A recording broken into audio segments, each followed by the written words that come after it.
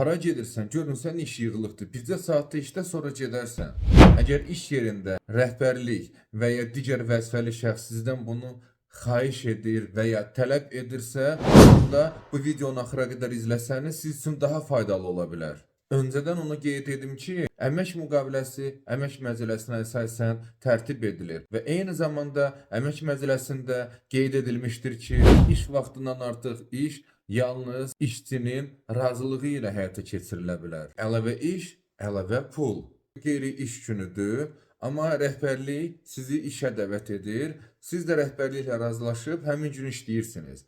Həmin gün üçün sizin gündəlik əmək haqqınızın 2 mislisi ödənilməlidir. Gündəlik əmək haqqınız 20 manat idisə, onda iş vaxtından artıq saat işlədiyiniz üçün siz 40 manat əldə edə bilərsiniz. Amma bunun üçün müəyyən bir sübutlar olmalıdır. Nəticə olaraq onu qeyd etmək istərdim ki, artıq işləyirsinizsə, artıq pul verilməli.